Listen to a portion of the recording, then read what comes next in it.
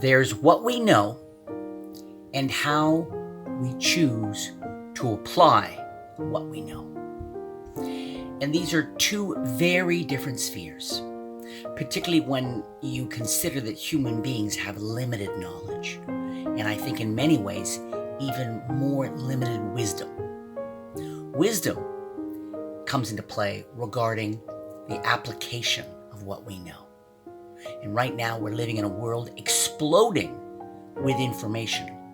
Far more information, it seems, than wise understanding of how to apply all these facts. These facts are like dead bricks. And there's a world of difference between having a bunch of bricks and knowing how to build a beautiful wall, of course.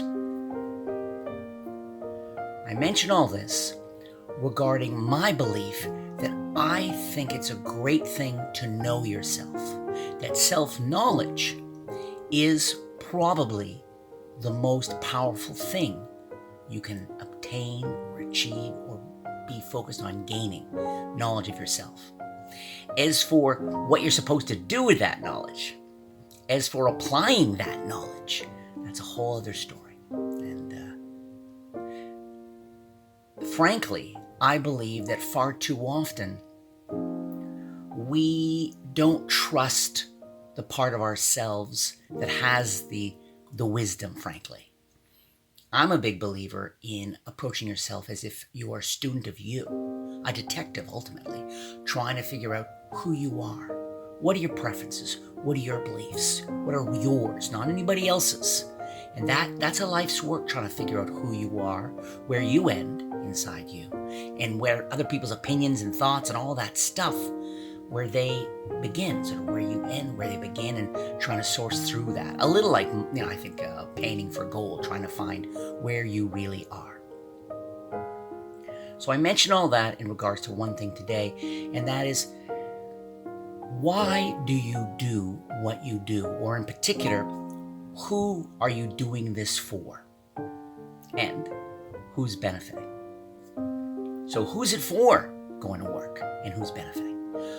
You go out to a movie one night, and maybe one of your friends, your wife, your cousin, somebody would rather go to this film, and you'd rather go to this film, and you acquiesce. Who did you do it for? Now, you could say, a platitude on one level, everything we do is in part, always, for ourselves. Now, it's for ourselves because we want to do it, and we want to do it because we want to avoid other people's shit. Or we want to do it because this is what we were told at church. Or we want to do it because this is what we actually really just want to do. Okay, so there's levels there, I get that. But it's enough, let's not drill into that. I think it becomes impractical, and as you guys know, I'm all about the practical.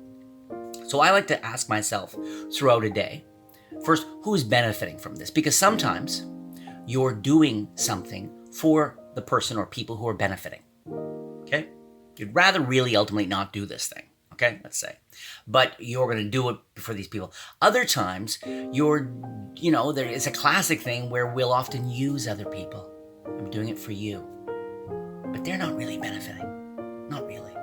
It's for you. So, the reason I started this short video by talking about the difference between knowing yourself and application is it could be easy in this culture to think, well, you should really track down the things that you're doing for, you're telling yourself you're doing for yourself, but it's really for other people. And there's the wagging finger, and there's the judgment, and there's the blame, and you should really stop doing that implicit message of stopping doing the thing, because now you know.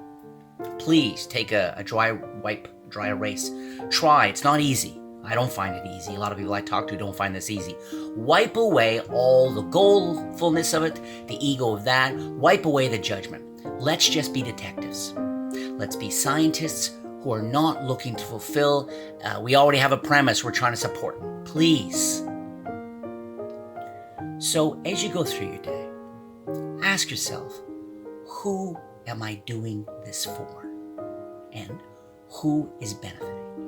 And if you discover in a day, when you really, really do some soul searching, that you're doing X really for yourself, okay? I'm not suggesting you stop.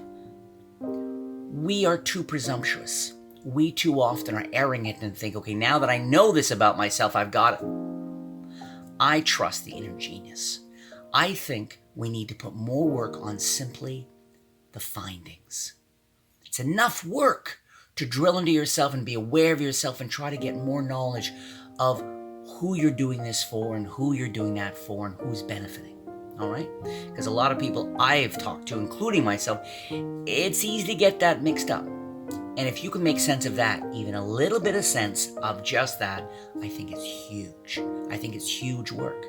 I think it's the kind of work that can, maybe not dramatically, but at least slightly, set you free.